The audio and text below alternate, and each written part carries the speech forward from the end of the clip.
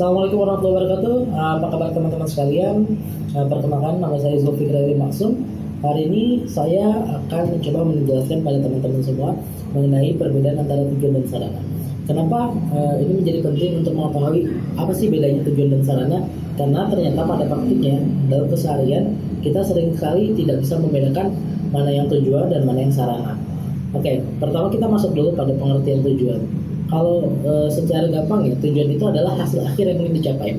Jadi ketika kita melakukan satu tindakan, hasil akhir yang ingin kita capai dari tindakan tersebut itu adalah yang dinamakan tujuan. Sementara sarana adalah apa yang kita butuhkan dan kita perlukan untuk membantu kita mencapai tujuan tersebut. Misalkan saya ingin berangkat dari Ciledug ke Kebayoran. Saya punya waktu, saya ada acara perkiraan sekitar 3 jam dari sekarang. Seperti saya di Ciledug, saya ingin ke Kebayoran, saya punya waktu 3 jam untuk sana dan saya punya budget sekitar kalau saya punya 20.000. Nah, berarti Kebayoran ini, sampai ke Kebayoran ini adalah tujuan saya saat ini. Sementara uang saya yang tadi 20.000, waktu saya yang 3 jam untuk sampai sana adalah sarana yang saya perlukan untuk mencapai tujuan. Nah, kegagalan dalam memahami mana yang tujuan dan mana yang sarana akan menyebabkan kita salah mengambil tindakan. Misalkan seperti ini kawan. Kalau tadi saya sudah fokus pada tujuannya, saya paham tujuannya bahwa saya ingin ke Kebayoran dan saya punya waktu 3 jam, saya punya budget 20.000, maka saya akan cari alternatif kendaraan yang bisa membawa saya sampai ke Kebayoran dalam waktu kurang dari 3 jam atau pas 3 jam dengan budget yang saya punya, dengan budget yang saya miliki, dengan resource yang ada sama saya. Misalkan 20.000, saya bisa dari Ciledug langsung naik angkot sampai ke Kebayoran. Insya Allah itu cukup. Selesai maka dengan jarak tempuhnya angkot itu bisa lah dalam waktu 3 jam, kurang banget dari 3 jam, paling 1 jam paling lama kalau macet-macetnya. Nah angkot ini yang akhirnya saya bayar menggunakan uang 20.000 itu kembali lagi adalah sarana. Nah, inilah bedanya tujuan dan sarana. Jadi kita harus paham dulu mana yang tujuan, mana yang sarana. Tujuan itu apa adalah hasil akhir yang ingin kita capai, sementara sarana adalah apa-apa yang kita butuhkan untuk mencapai tujuan itu. Nah, kenapa saya katakan banyak orang yang gagal memahami hal tersebut dalam praktikal sehari-harinya? Kodarullah saya menghandle beberapa kali kasus ta'aruf dan dalam kasus ta'aruf ini banyak sekali kegagalan untuk memahami mana yang tujuan dan mana yang sarana. Contoh sederhana adalah kalau ditanyakan kenapa ingin menikah, apa sih tujuannya menikah? Rata-rata teman-teman yang ta'aruf ya, pasti akan jawab sederhana, saya ingin mengikuti sunnah Rasul, saya ingin membangun keluarga surga, saya ingin menggapai ridha Allah, saya yang lainnya yang masya Allah kalau kita dengarkan itu bergetar hati kita. Kenapa? Karena itu indah sekali. Ingin membangun keluarga surga, ingin punya investasi akhirat, anak-anak yang baik, anak-anak yang soleha, ingin mengikuti sunnah Rasul, sekedar menjalankan ketaatan pada Allah. Tapi ya saya katakan, ada tapinya. Kenyataannya ketika kita maju pada praktik lapangannya, banyak yang akhirnya gagal untuk melanjutkan ta'aruf karena kepentok. Kenapa kepentok? Misalnya, saya ingin membangun keluarga surgawi. Baik Kang, atau baik Teh, yuk saya taruhkan dengan yang ini gitu. Oh enggak Kang, saya maunya yang ini gitu. Maunya yang satu ini nih. Loh kenapa yang itu? Oh misal, kalau ini kita posisinya si D-nya kan. Oh karena dia luar biasa, dia itu dakwahnya baik, ininya baik, pakaiannya baik, dia amun sekali, bla segala macam.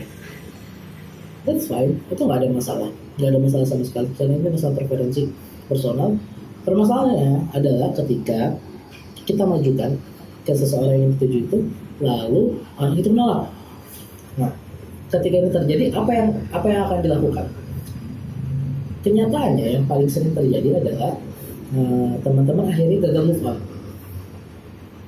banyak yang akhirnya saya diam dulu deh Kang, saya istirahat dulu Kang saya maunya masih main itu Kang saya pengennya seperti ini, seperti ini.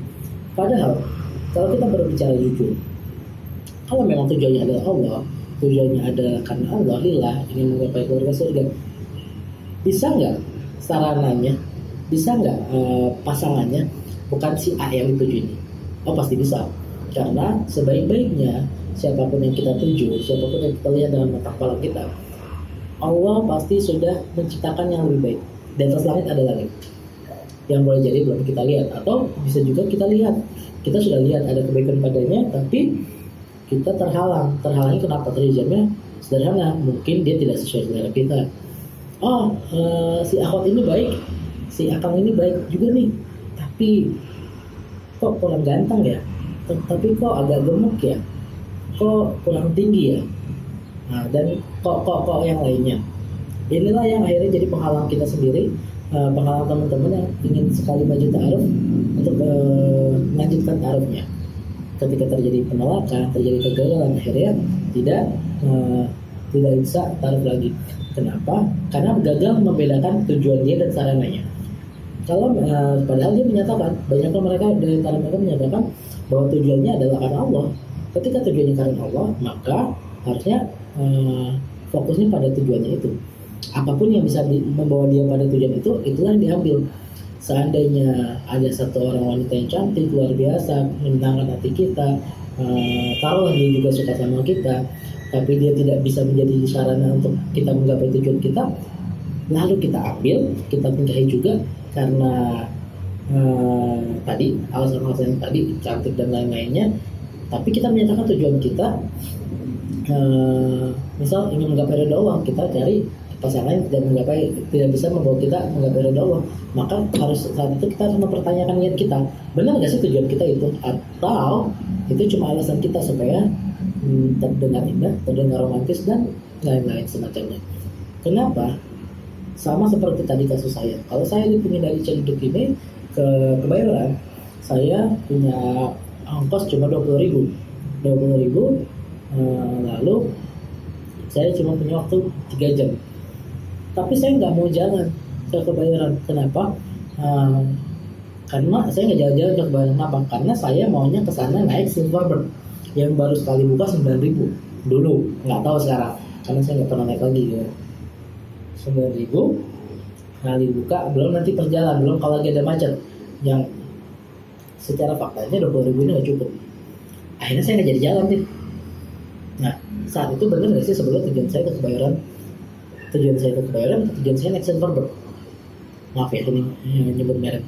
Tapi itulah kenyataannya. Kadang-kadang kita gagal membedakan. Kalau tujuan saya ke Kebayoran, saya punya banyak pilihan. Begitu juga kalau teman-teman punya tujuan menikahnya karena Allah. Sebetulnya teman-teman punya banyak sekali pilihan. Tapi kenapa tidak diambil pilihannya? Ya karena itu. Menurut saya, yang paling banyak terjadi dalam kasus di lapangan adalah gagal membedakan mana yang tujuan dan mana yang sarana.